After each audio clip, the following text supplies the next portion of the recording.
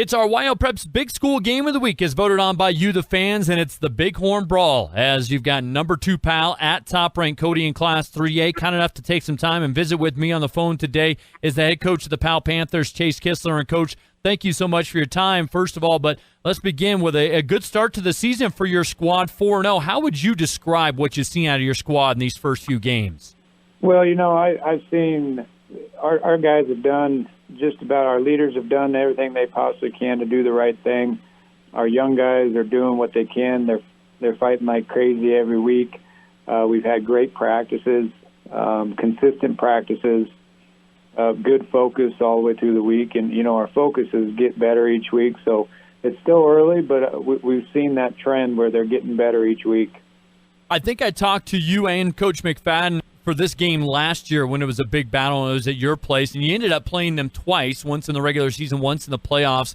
What do you think kind of tipped the scale in Cody's favors last year that maybe you're trying to reverse this year? Well, they were very dynamic last year. They had a great run game, and their quarterback, Pryor, was very accurate when he played us. The first time he played us, he put the ball 2 times right on the money, and that was kind of the difference of the game.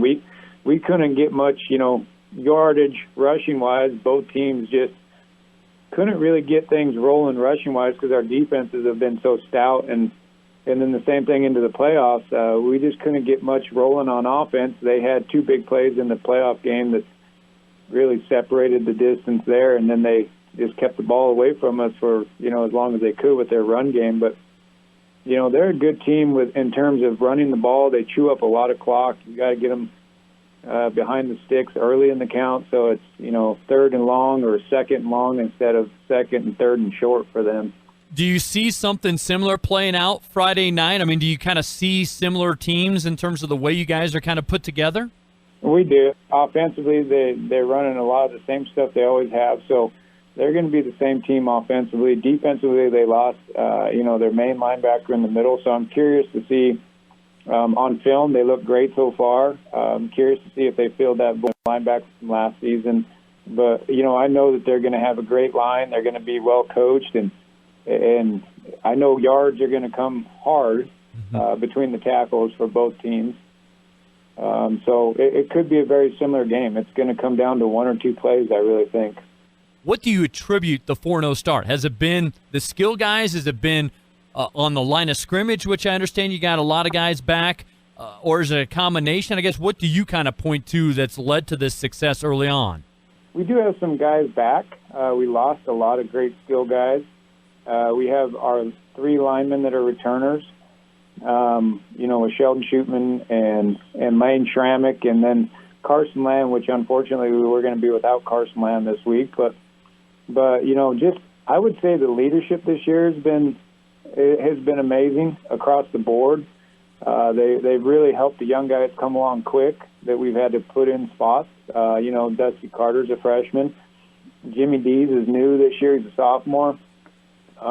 We've had to put some young guys into some spots, and they've done a great job of just coaching them up and help them get to where they need to be so that the whole team can be successful. But really, I contribute, running the ball. That's always been our MO. We've got to be able to establish a run game, which then leads into our pass game.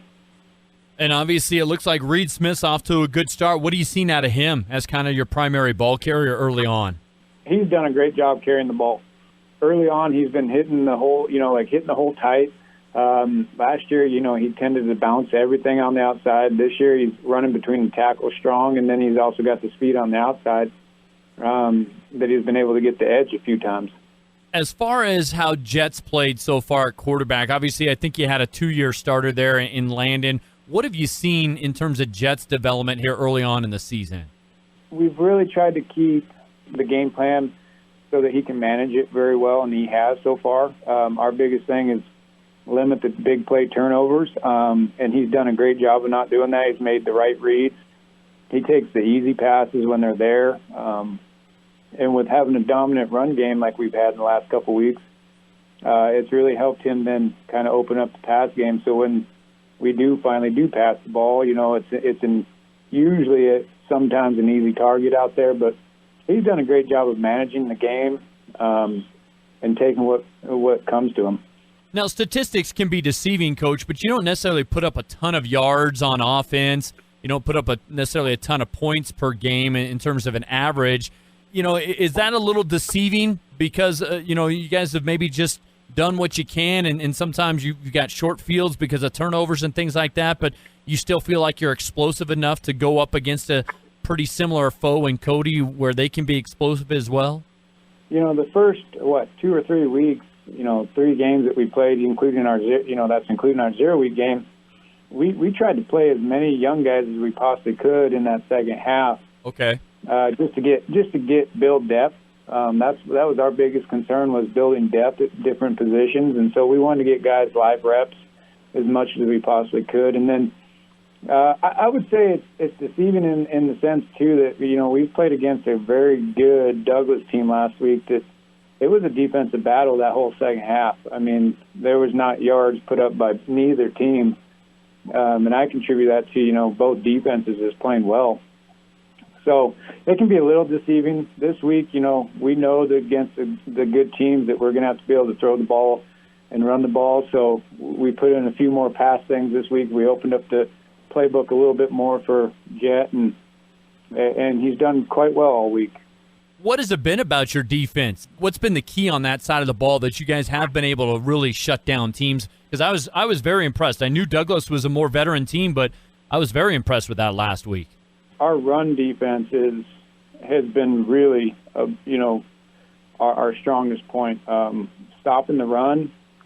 We've got a young secondary, which then our front 4 and front 5. If we send 5, we're trying to get pressure on the quarterback, so it limits his options and time in the pocket, which then helps our secondary. So, but I would say it's been the guys up front on our defense that have really done a great job, and then our secondary is just getting better each week, and that was the proof last week in Douglas against a very good pass offense, a very explosive offense, forced a few turnovers, broke up a lot of pass plays.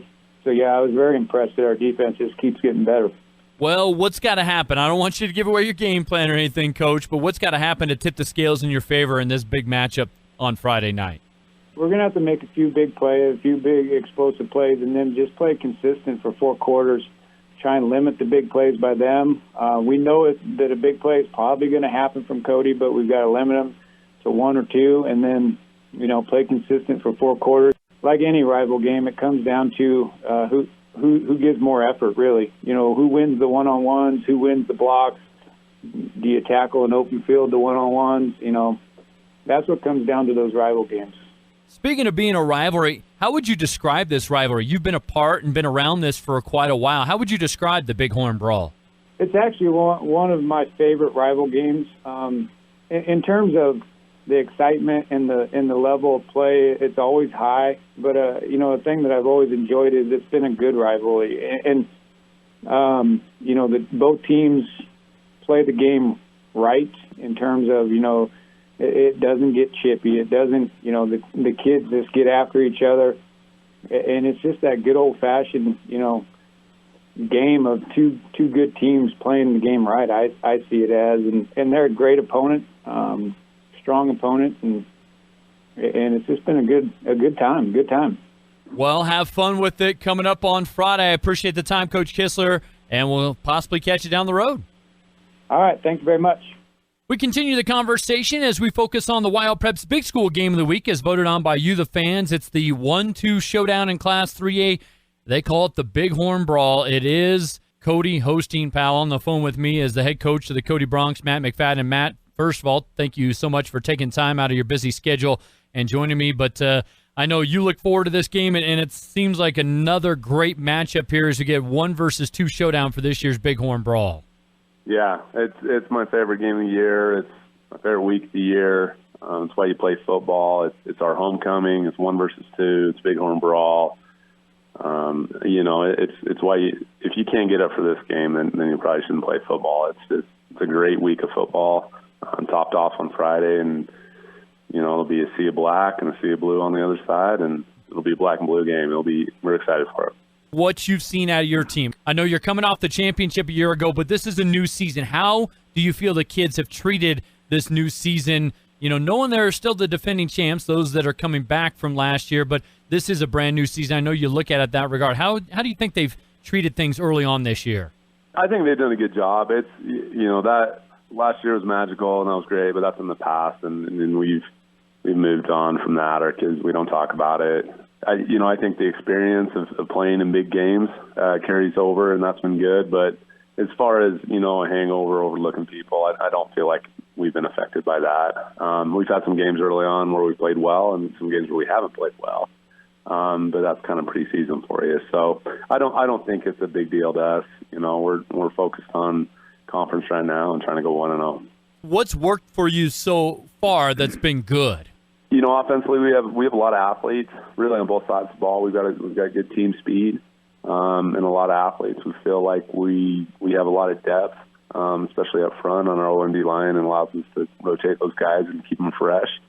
A big senior class that has a lot of experience, and some guys stepping up and playing in new positions that are doing better than we even expected. So I think those are our big things, our team speed and just the depth. What are the challenges that your team's kind of facing here early on? I think the challenges are we had to replace some amazing players last year, and from a physical standpoint, a production standpoint, and then also from a leadership standpoint. So I think early on, trying to find those roles for those kids and what they do well. And we've had some kids, we've had to move some positions to shore up some spots. But just developing that depth, I feel like we have it, but developing that depth in those positions.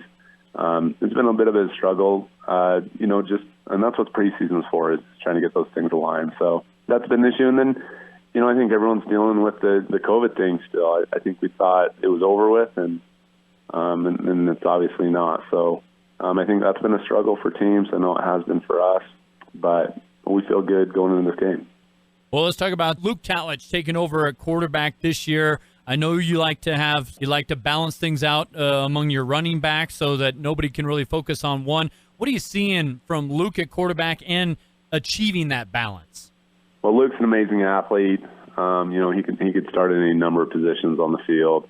But I think the biggest thing that's impressed me about him is he's not a natural quarterback, and he's really focused hard this offseason to improve the mechanics of throwing the ball.